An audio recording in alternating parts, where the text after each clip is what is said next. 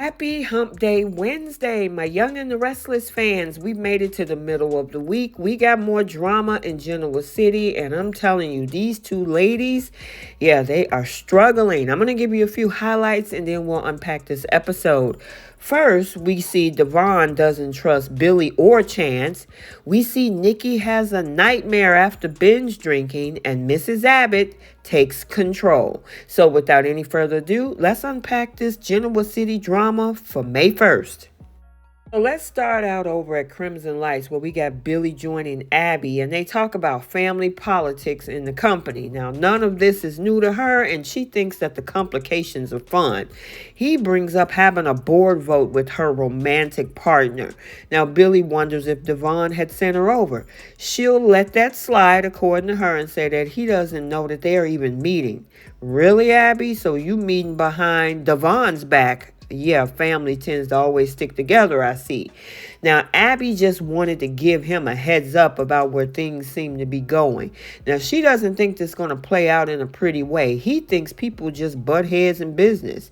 Abby explains that Devon thinks he's making power plays and asks what he's really up to. Now, they debate about what's best for the company, and he claims that Devon is acting like any questioning of his authority is a threat. Now, Abby wants to facilitate a truce between her favorite guys, but her uncle doesn't think that this can be hugged out. He vents about how Devon refuses to work well with others and treat all disagreements as mutiny. It sounds to her like he wants Devon out. The company is her son's legacy. And Billy claims, look, I just want to make some room at the table. And she, of course, don't believe it. Meanwhile, at the Jazz Lounge, Devon and Nate share a tense moment over drinks. Now, Devon's gaze bore into Nate as he voiced his doubts, questioning whether he could trust his cousin. Nate listened, absorbing Devon's concerns about Billy's machinations and Lily's wavering support. Now, as the air is tense, Devon grappled with his weight of his suspicion. Nate urged caution, advocating for unity over division. But Devon's resolve remained unyielding. He just can't shake the feeling of betrayal lurking in the shadows. Now, their debate echoed through the lounge until guess who comes in? Chance.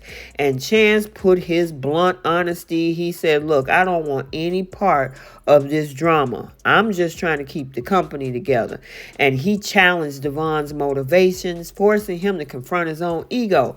Nate echoes Chan's sentiments, urging Devon to rise above personal vendettas for the greater good. Yet Devon, he stood firm. His trust is fractured. His heart is heavy with the burden of leadership. As his allies pledged their loyalty, he couldn't shake the feeling of impending betrayal, a storm gathering a lot of momentum with each passing moment. Now over at Society, Ashley tells Alan that he is just what the doctor ordered, and she asks him to examine her and skip to the happy ending. He senses there is something different about her voice. Now she claims it's just her American accent. Now when she notices that they're running low on bubbles, she suggests they order more. Jack now comes in and Belle assumes that he's there to wreck her date. Now he gets an introduction to Alan, who asks him to join them. And Ashley was like, ho, don't feel obligated. Jack sit anyway and asks how they met. Alan urges Ashley to tell the story, and here begins the test. Now, Belle curses that she didn't know that this is going to be a quiz. She tries to tell the story, but every detail was wrong. Alan corrects them all, and Jack, he's looking like, oh my goodness. Now, Ashley goes on about how blessed she is to have him as a friend. Once Jack take off, Ashley says her brother's dying for an update on her mental capacity and asks how she's doing. He tells her, look, we're just friends. Her family is concerned and he thinks talking could help. She suggests that they go drinking now at the jazz club. Now, the jet lag, according to him, is kicking in, so he needs to call it a night. Now, of course, she offered to walk him to his room. Jack watches them leave, and he's a little worried.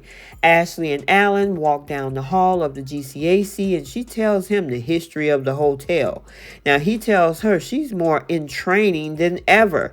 Now, stroking his lapel, she said that she was going for irresistible and suggests that he must have some corks that need popping in his room. Now, he claims that he would be terrible company and agrees to meet her for breakfast. Restless, and she walks out smiling to herself. Jack then stops by to see the doctor, and Alan says that he would have to spend more time with her, but Ashley is certainly acting out of character. That could be just a way of dealing with the stress. Now, Jack says, look, they have no idea which version of his sister that they're going to get day to day. When she leaves the house, he's worried, and he admits he's considering committing her. Now, Alan is sure he's just trying to help. He promises that he will do his best to help. They all want her to be healthy. So now we got a very drunk Nikki in her suite at the GCAC, strolling through all of the messages that have been left for her and wishing that they would just leave her in peace. Now that Jordan is gone, she says she deserves this. Victor sends another message and she reads it in his voice before tossing the phone on the bed and taking another drink. She stumbles around the room, complaining about the condescending ways people are looking at her. She finishes the bottle and tosses it before crawling over into the bed with another bottle. After twisting the cap, she tells herself that she needs help. Picking up her phone for a moment, she thinks about calling Jack and then takes another drink instead. When she passes out, she dreams of stumbling around the ranch, finding Victor, who orders her off the ranch. He threatened to call security and taunts her to go see her savior, Jack.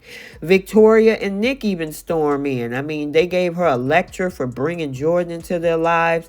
He even said that she traumatized the grandchildren. She accuses her, meaning Victoria, of never accepting Claire and blaming everyone else for her being a drunk. Nick says that she made his daughter's life hell, and Nikki offers to talk to Summer, and Nick says he never wants to see her again. Victoria tells her to stop embarrassing herself. Nikki wants to get sober but needs help. Nick declares they have already given her every chance. Now Victor accuses her of only wanting to get the help from Jack, the guy that he cannot stand. She disgusts him and he can't stand looking at her. And then Nikki wakes up. She stumbles as she tries to pick up her shoes.